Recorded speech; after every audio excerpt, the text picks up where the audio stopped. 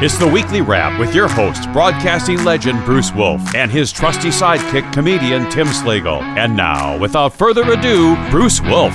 Bruce Wolf, Tim Slagle on the Weekly Wrap. Now for my favorite part of the show, wherein I guess what's in Tim's background. Tim, this is such a slam dunk. It's so easy because last week you had the picture of Woody Guthrie, which took me about 2 segments to guess. Okay, but now I figure this story hasn't gone away, and I hope it's not. Well, I hope it is moot by the time people see this and that they've safely found Mrs. Guthrie's mother. But assuming not, it's still up in the air. This week, you got the former race car driver Janet Guthrie. Am I right about that? No, the tire to the pond. I was looking at the job numbers are really good, and okay. I think I know why. Let's see. It's Home Depot parking lot is empty. So that what they're taking off they're taking off. A lot of government workers lost jobs. That's good. But what? So are Americans now taking the jobs at Home Depot that were formerly taken by? That's my guess. That's my guess. I have a buddy in Minneapolis that owns a restaurant, and he had to hire a couple people. Okay. Well, we'll see. We'll see. It's hard for me to interpret the jobs numbers, but getting back to Guthrie, which is something that's easy for me. Okay. Jobs and economy. Did you see that Jon Stewart apparently has been taking it because he admitted he knows nothing about the economy, but he's been pontificating about the economy for a couple of decades? Well, I think that's what happened. At least I think he admitted this. I'm not sure if you saw any of this, but it's always been said the difference between a Democrat and a Republican is a good economics education. All right.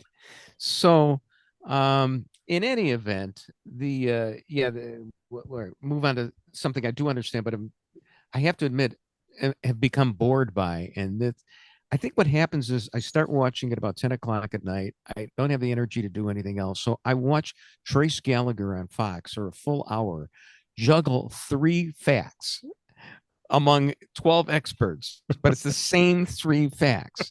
And I fell for it. It's one thing, fool me once, shame on me. Fool me last night again. Although then it's shame on me. The first shame is on you. But Nancy Guthrie disappearance, investigators find a set of gloves along the road as the search enters the 12th day. That was today. And when you have the glove, you can always convict the person. Well, that's what happened in 95. The funny thing was I was hoping that they'd at least have for comic relief, they'd have somebody say, it doesn't look like the isotoner to me.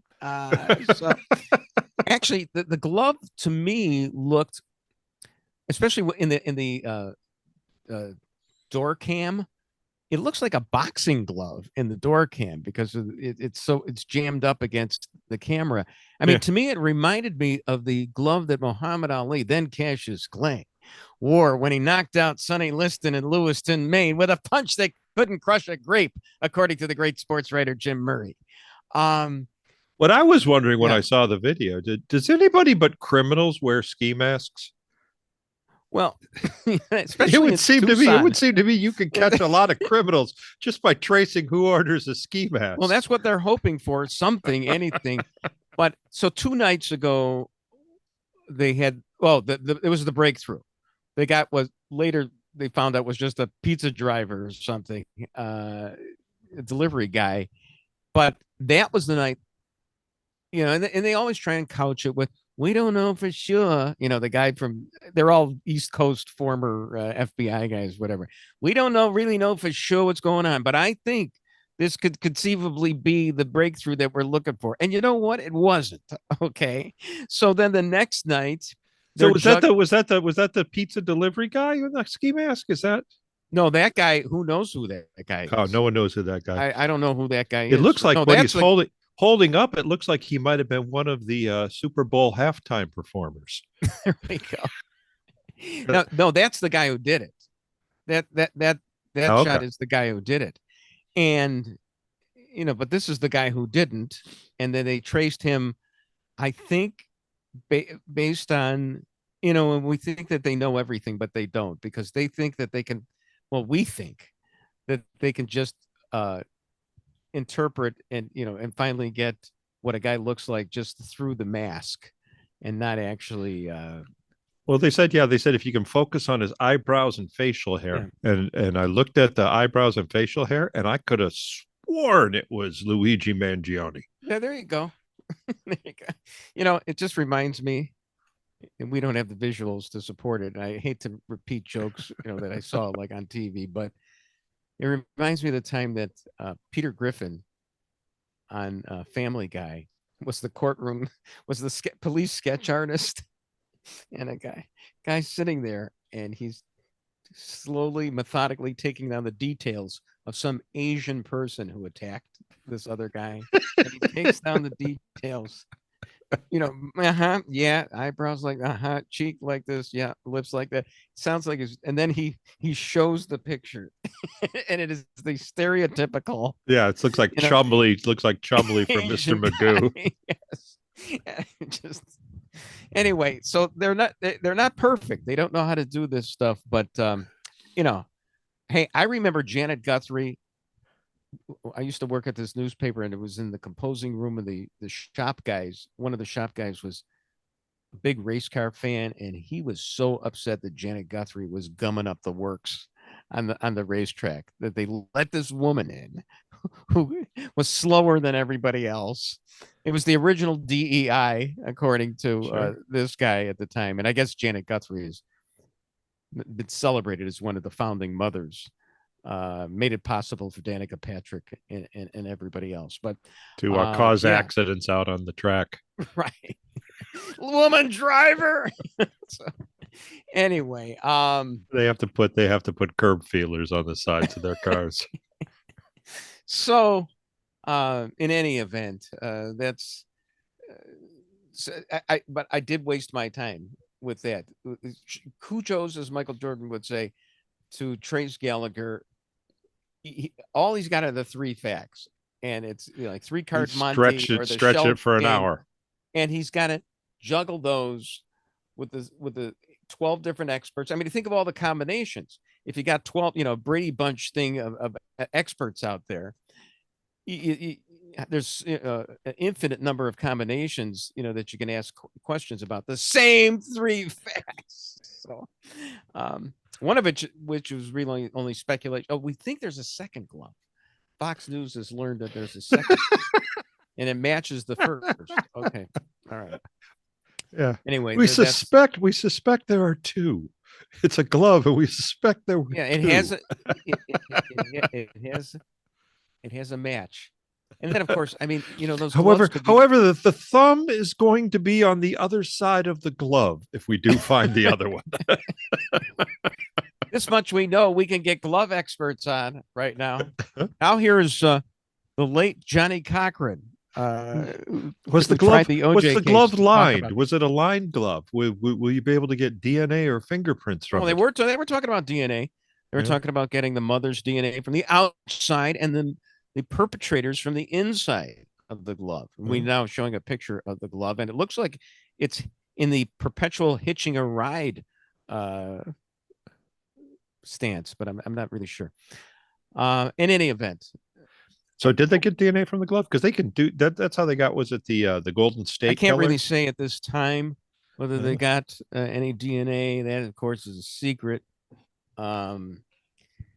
Anyway, let's move on. What should we talk? Should we talk about your moment of fame with Eric Zorn? Sure. Okay. It's it was quite simple. There's Eric Zorn wrote an article about artificial intelligence being used to compose Chicago Tribune articles, and with no sense of irony, posted a AI generated picture. To go with his Substack article. And he said to the Tribune, did the Tribune publish an op-ed written by AI as some critics are charging? And my response was, well, Eric, it's no surprise that the Tribune would use artificial intelligence. They published your column for years. Hi-oh! And then he responded to that, right? Yeah. Yeah. Then he came back and said, I don't think I get it. So I'm using AI to explain your joke. And what is the synopsis of Well, the it's kind of funny. AI? It's kind of Yeah. funny because the AI was quite arrogant. It said, well, if he compared your writing to AI, he must be saying that it was awfully concise and accurate. So AI was taken aback, and you know that right now, the latest that we hear about AI is that it'll kill you if necessary. Claude AI, I guess, is it can lie maybe, and it won't shut itself down if it's ordered to, and it may have to murder you if you try to shut it down. So Wow. you're playing with fire there, my man. Yeah. I actually heard this is fascinating. They're thinking of putting, because of the amount of energy it requires, Yeah. they're thinking of putting AI into space because that way the sun, they can put huge solar panels out there to they would get all the energy they need to power the AI satellites. And all I could think is, isn't that how the Terminator started? Oh, okay. You know what? All I could think of was the old ethnic joke about the certain ethnic guy who was going to fly to the sun, and they said, "Well, you'll burn up," and he said, "Well, we'll do it at night." So that was. So we got Terminator, we got ethnic jokes, and by the way, and you know that Eric Zorn, I always have to.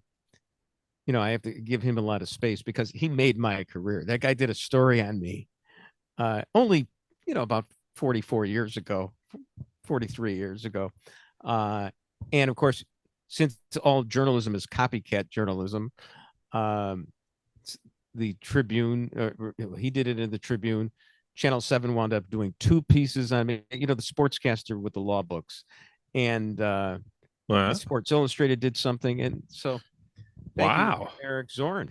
The whole thing metastasized into a career for me. Bruce Wolf and Tim Slagle on the Weekly Wrap.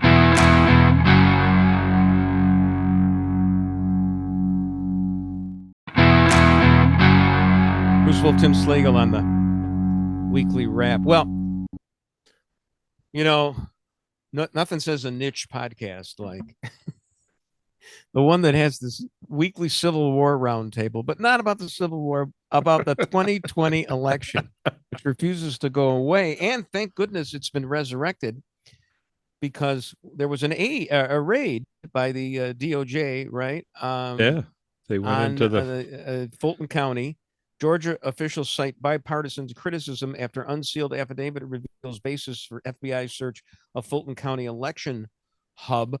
The allegation is that the tabulation process, including ballots being scanned multiple times during a recount, which we saw. If you ever saw the video that got Giuliani in trouble, you actually see Ruby, I think her name was, putting a stack of ballots through the tabulator several times, taking it out, shuffling it up, and then putting it back through the tabulator. So that reminds me of Trace Gallagher, just shuffling all those facts and throwing them back in. How come I got the 2 of clubs for the 3rd time in this game of hearts? All right.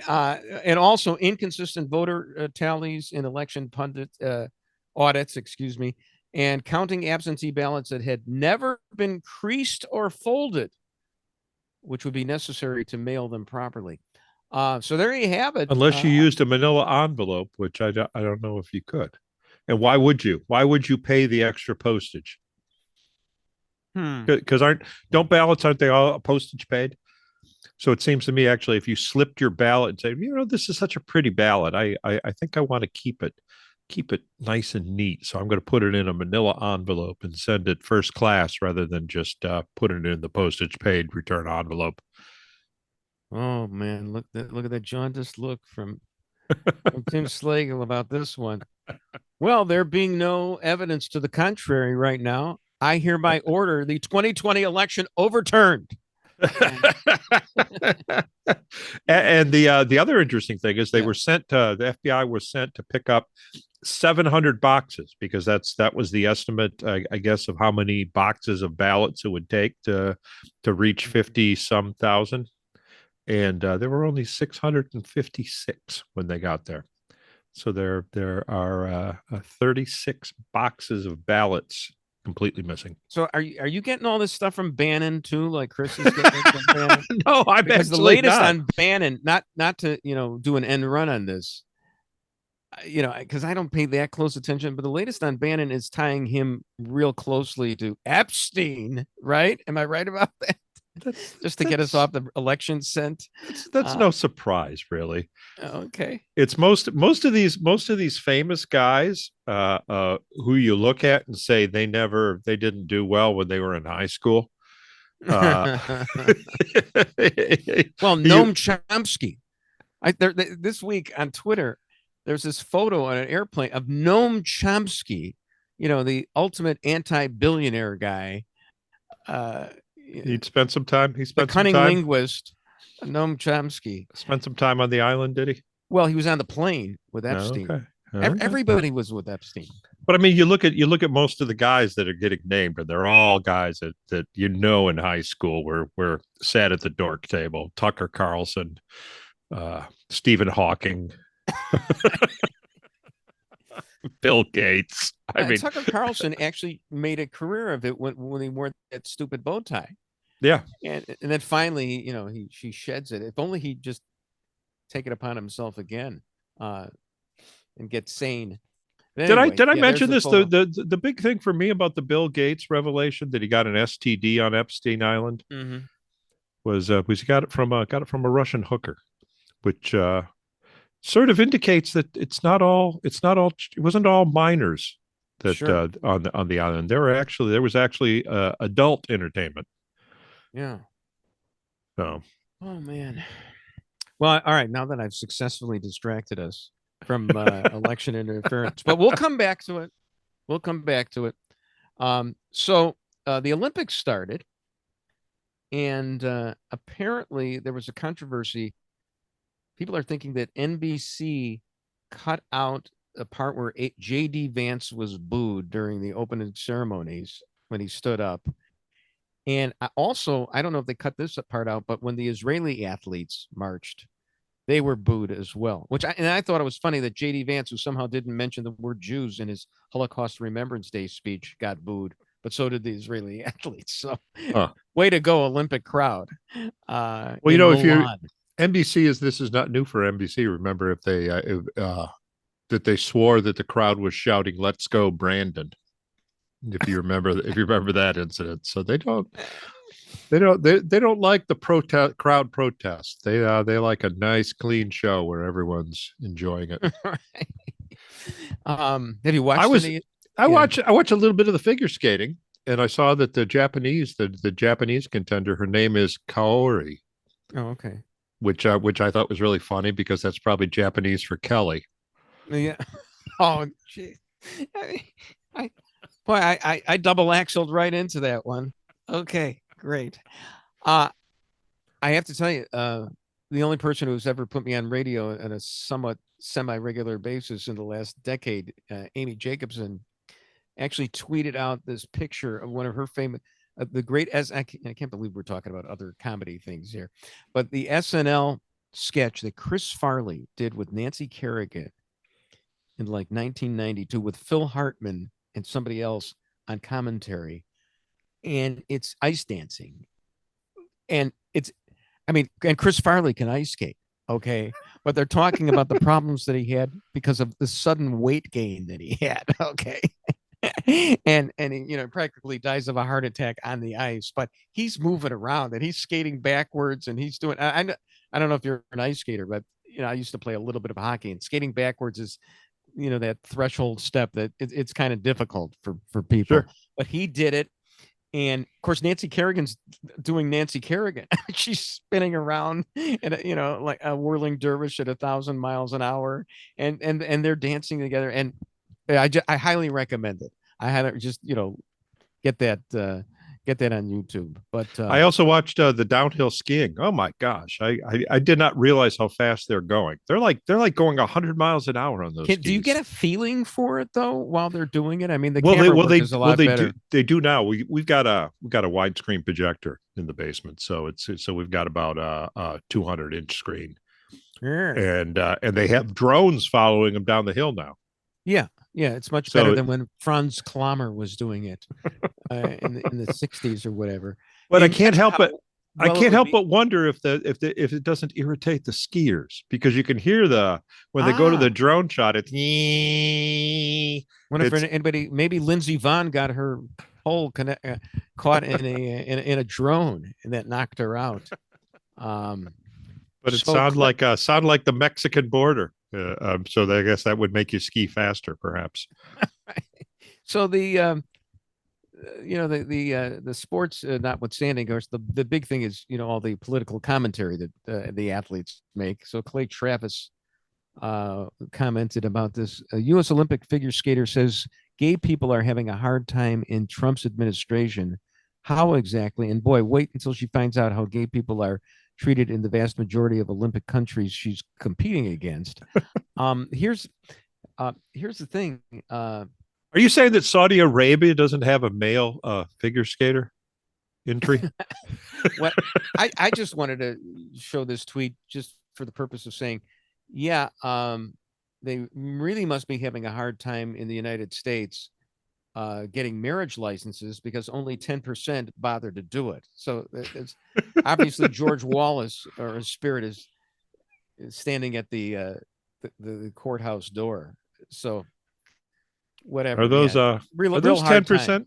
The breakdown. Did you have a breakdown? 10%. It's 10%. And that Yeah, includes women too. You want to make the point. Yeah, that's among the men who won't do it, but women probably a much higher percentage marry. They don't. Huh. They don't. It's like 10%. Now, somebody tweeted to me, well, the reason is because they've gotten all these rights anyway now that they didn't have before, like being beneficiaries on insurance policies, visitation, things like that. So, why, have your cake and eat it too. But they're not. So this hard fought right that they got, in the Obergefell decision 10 years ago is not even celebrated anymore. But this woman is talking about the hard time that they have. There is no hard time. There isn't. Huh. So, but that's manufacture that's fine with me. So turning to local news. So this Juliana Stratton, I guess is her name. Is she running for Durban's seat right now? I can't remember I think she's the lieutenant governor under Pritzker. And there was an editorial in the Tribune, and I want to make sure that I have this right. This is from the Chicago Contrarian tweet about it. She was willing to state that she'd be willing to deport someone who's been released after serving time for a violent crime. And that's if I understand that correctly, and I hope I do, but this is a Tribune editorial. Tribune says Illinois should consider pragmatic tweaks to its sanctuary law, and Juliana Stratton was in favor of deporting someone who's been released after serving time for a violent crime. I'm thinking, isn't that getting a little soft? Because if you served your time, you're now an upstanding citizen or person, and you don't. Why should you be deported at that point? Do I have this straight? Well, if you're not a citizen, do you become it? I guess if you go through the citizenship requirements while you're in prison, I mean, is that possible? Well, why would she be in favor of? They're no longer violent criminals. You do your time, you're not a violent criminal anymore. I think the progressives are getting a little weak on this right now. If I read this correctly, I mean, they're Trumpian in their zeal to scour the countryside and get rid of everyone. Bruce Wolf, Tim Slagle on the Weekly Rep.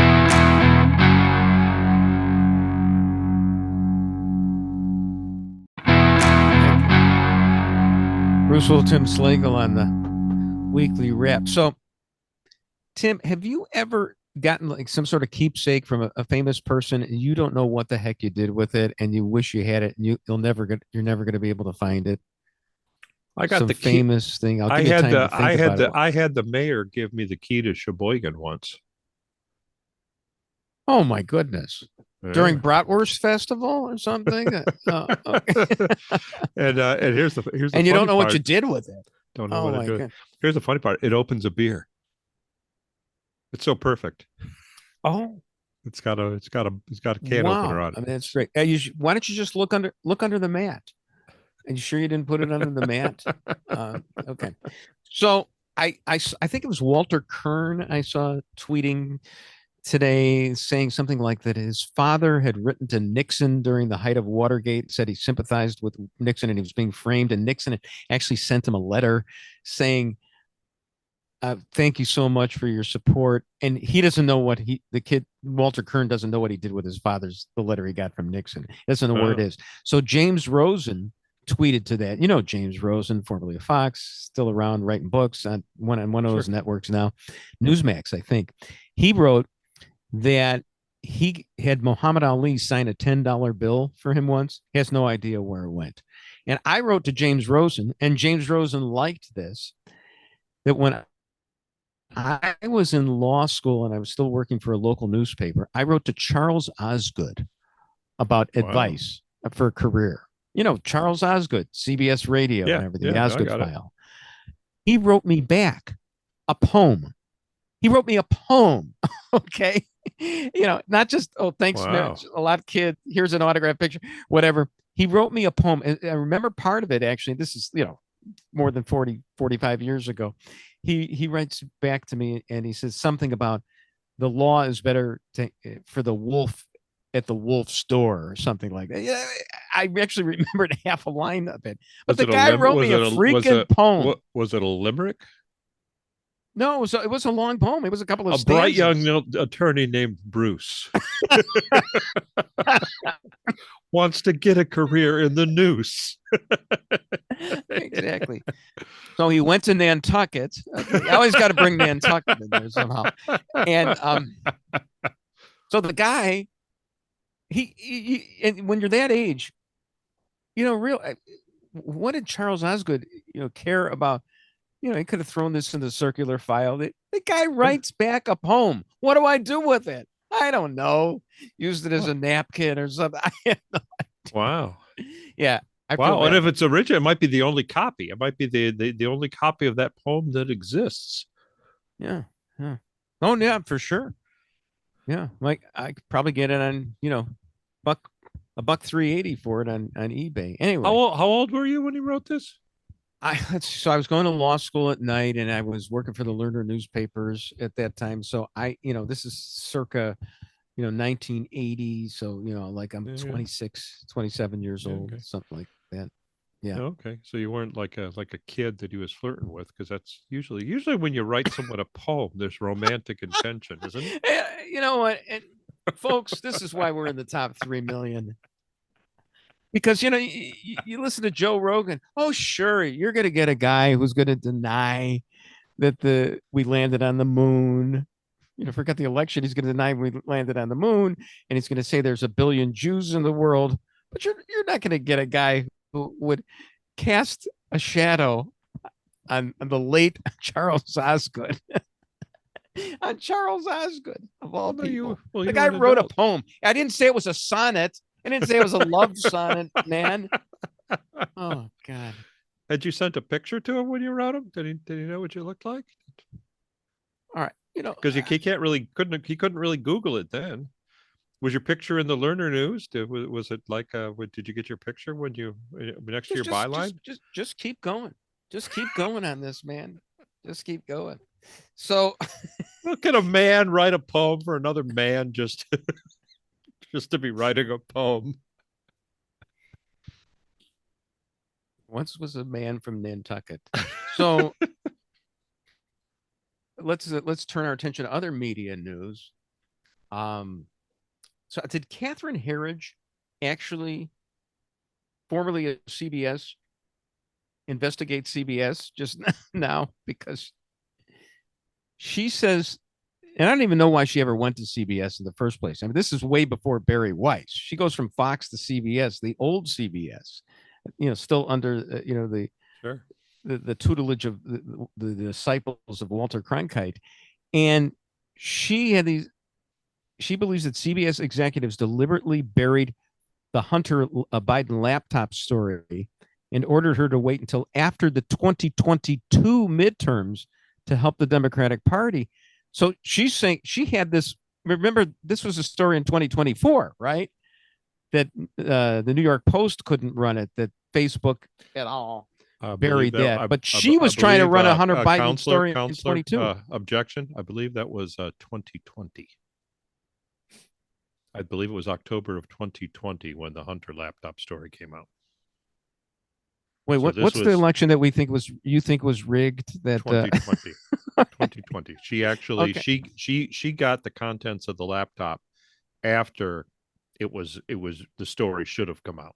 The 20 Hunter laptop story wasn't buried for the 2024 election. Well, apparently it was. Didn't the New York Post have the story in for the 2020? Chris, what happened, Chris? October of 2020. It's October of 2020. Yeah, it was the October. They buried it. Yeah, on the Trump election, they buried it. They held it. They thought they could. They made a fatal error. They thought that they would do it a week before the election, and it would be scandalous. They had no idea. They had no idea that the media were all on the same page. Let me ask you this: did Charles Osgood write to me in 2020 or 2024? I mean, all these dates are crashing together right now. Yeah. Oh, okay. Another secret from the Osgood files.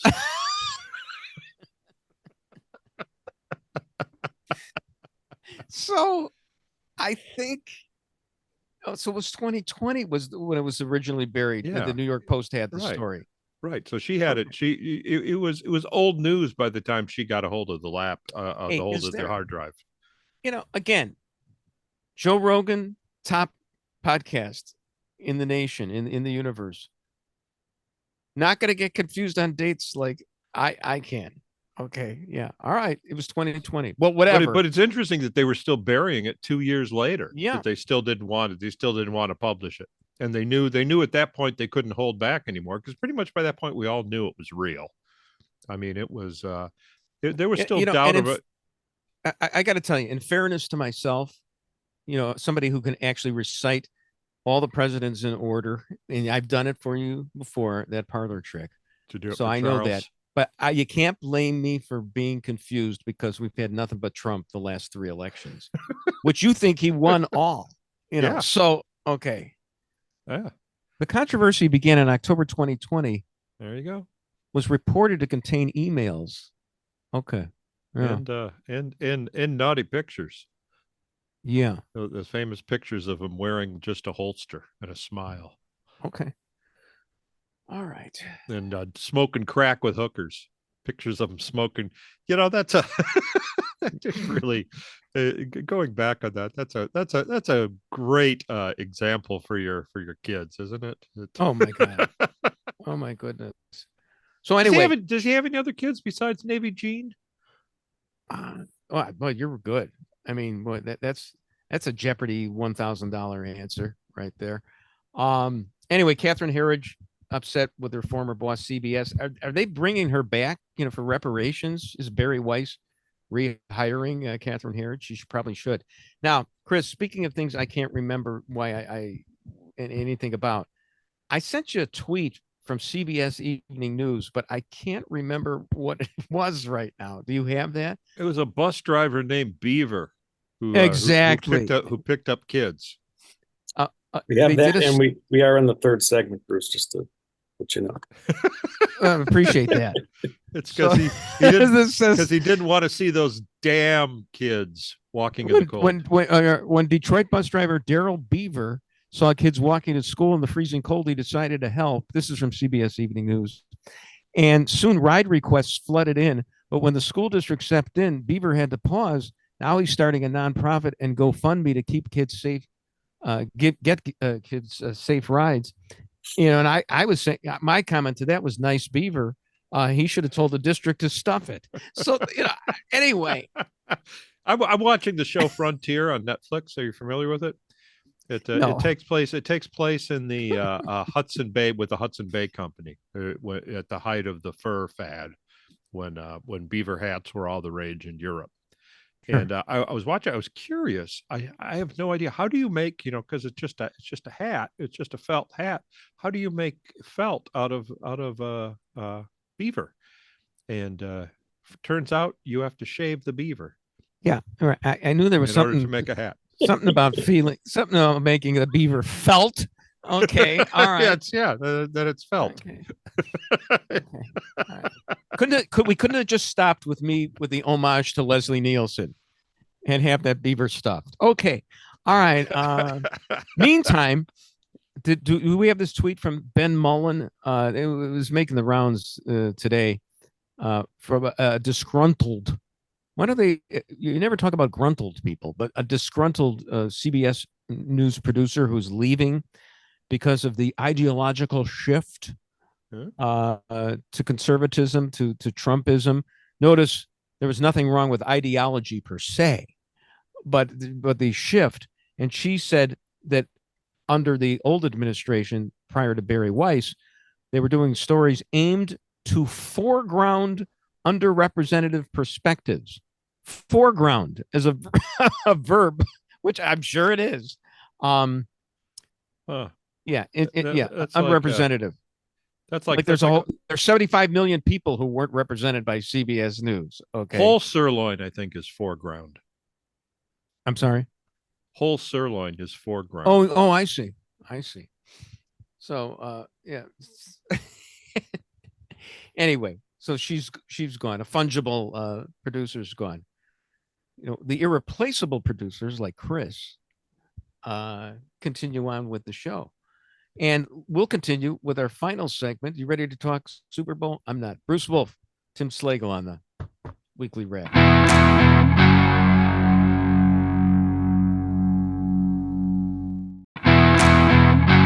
Bruce Wolf, Tim Slagle on the Weekly Wrap.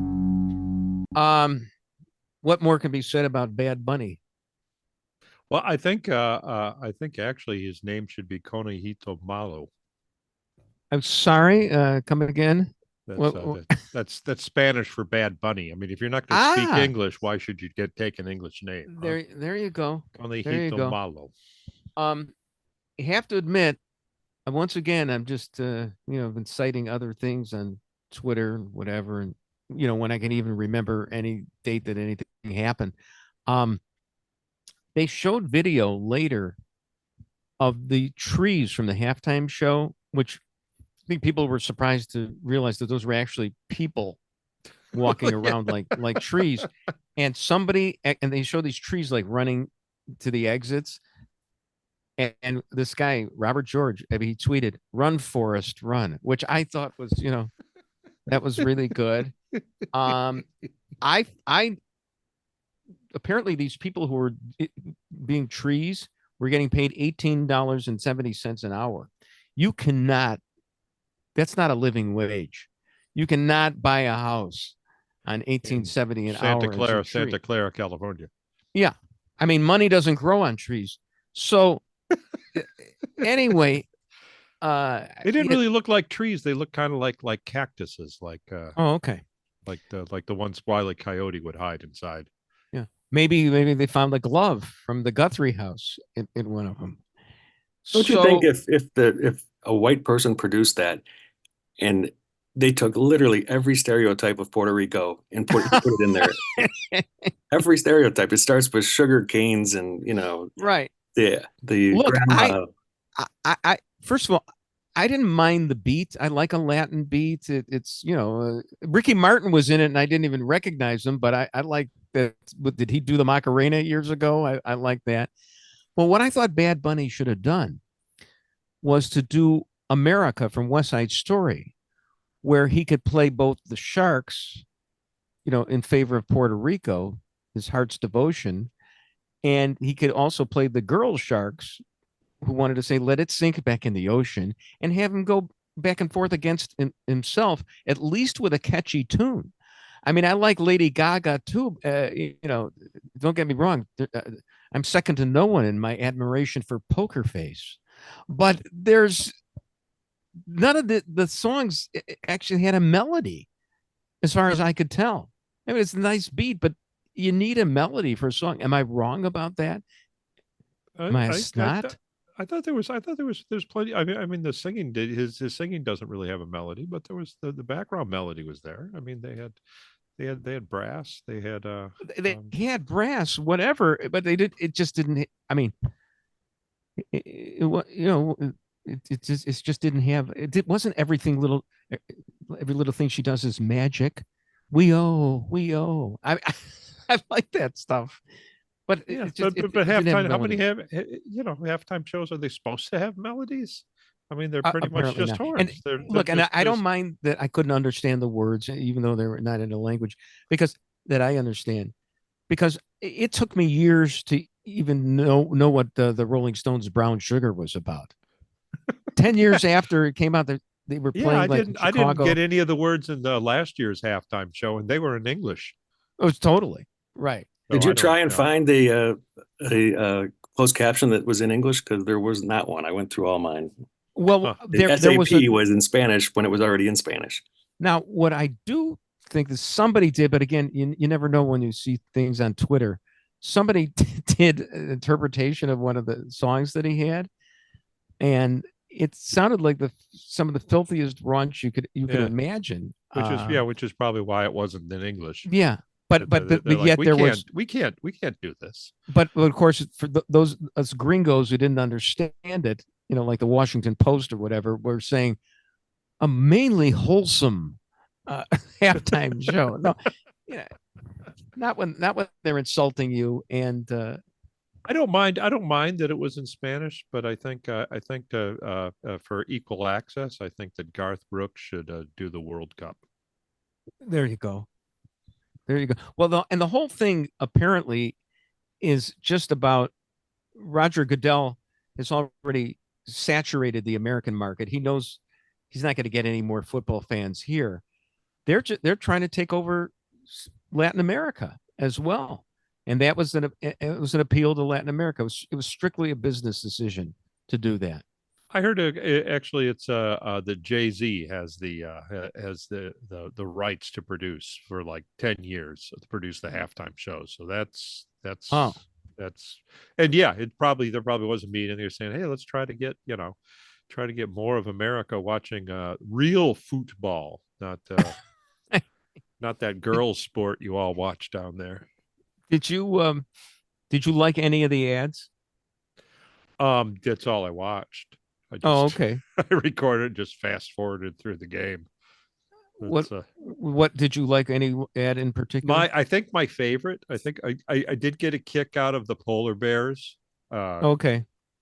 Going to Pepsi. I did think that was, and I thought that was interesting because I wonder if at Coca-Cola they tried to say, hey, don't we own the polar bear? Isn't that our trademark? Exactly. But I think the one that I enjoyed the most was the William Shatner Raisin Bran.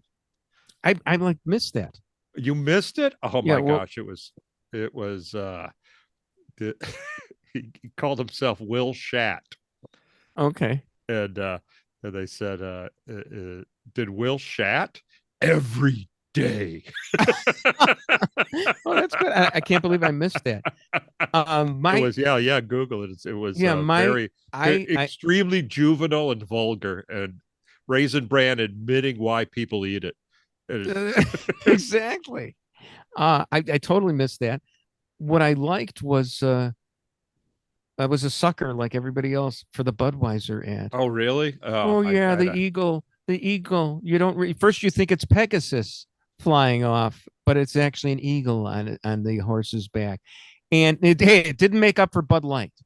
Okay, didn't make up. I'm still upset about that, but yeah. The Bud Light commercial, or the Bud Light commercial didn't make up for Dylan Mulvaney?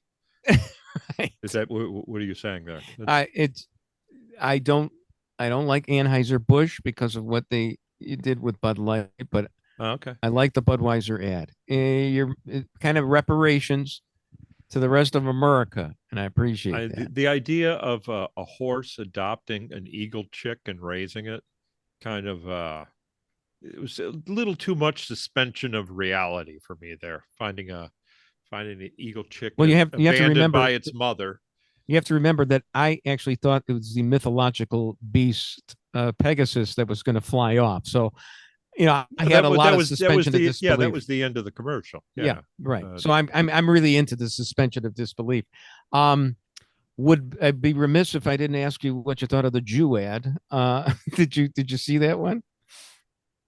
Probably, but I'm not sure which one you're talking about. Little Jewish kid with a hook nose who's getting bullied. Oh, that one. In Bullied school, in school. and the black kid comes to his rescue. And the only thing that for me was missing was I wish the little Jewish kid had an Uzi on him. That's all I wanted from the kid. That's all. You know. So I didn't get the. So if you support Jews, you're supposed to put a blue Post-it note on your. Oh, that's what Robert Kraft said, I guess. Oh, really? Yeah, he sponsored it. Wasn't exactly a happy ending to that commercial, Robert Kraft, if you know what I mean. Anyway, why are we going to this? Do you want us to move on, Chris? You're telling us to move on. Oh, it's interesting that you are. It is related. Thank you so much. Yeah, there's this whole HBO special on the life of Mel Brooks, and it tells this story about when he was a kid, I guess. Somebody called him a dirty Jew or whatever, and he knocked the kid out, okay, or punched the kid. Now, I got to tell you, I'm a big fan of Mel Brooks. I sent my father off to the next world with a Mel Brooks joke, okay, and that's how much Mel Brooks means to me. But I've actually interviewed Mel Brooks in person. He's a real little guy, and he has been known to embellish stories. Okay, so I just had a hard time believing that he cold-cocked somebody, knocked him out. Certainly he put away a lot of people by ridiculing them, ridiculing Hitler, whatever, with song and dance. And as C.S. Lewis said in Screw Tape, the devil can stand just about anything except being ridiculed. So, yeah, kudos to Mel Brooks for all that. But did he actually physically punch out a guy? Because I know, and maybe you know, Tim, I think a lot of us use humor because that's the weapon that we have. Sure. Okay. And if Mel Brooks actually had a fist that can do it too, more power to him. But I don't know. Yeah. Okay. No, I understand. No, that he actually knocked out some kid named Corn Pop. He's a bad dude. Oh my. Anyway. All right, you got any appearances that you're making? Let's see what I got come up. Oh yeah, I just picked something up in Macassa, Wisconsin this weekend for Valentine's Day. Oh, and, okay. So I got that coming up this weekend. Can you give us one of your filthy jokes that you're going to tell? I don't tell filthy. Oh, jokes. You're not that way. No, I'm not. I got to tell you, I saw that guy. I took a look at a clip of that guy Banca or whatever it is, who was Banacus, who was banned in Minnesota. Sure. And he was saying stuff like, so-and-so is gay, and he said, I forgot who he said, and that's the joke. he just said it should be funny enough that I just said that the guy's gay. He's a little rough even for me. Do you like his material? Not really. I don't find it.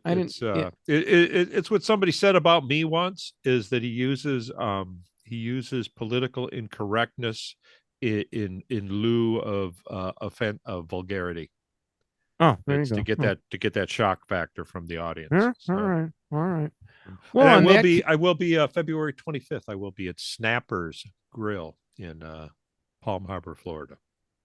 Whoa. Okay. All right. Well, on that note, thanks for joining us, Doc. Doc Severinsen, take us away. Take us. I feel like Johnny giving all the plugs and everything like that. I'm going to go search for my Charles Osgood poem, and you all have a great weekend. Bruce Wolf, Tim Slagle on the Weekly Wrap. And that's the Weekly Wrap on radio and television. Follow Bruce at Bruce Wolf Shy on Twitter and Tim at timslagle.com. The Weekly Wrap with Bruce Wolf, a CP Pods production.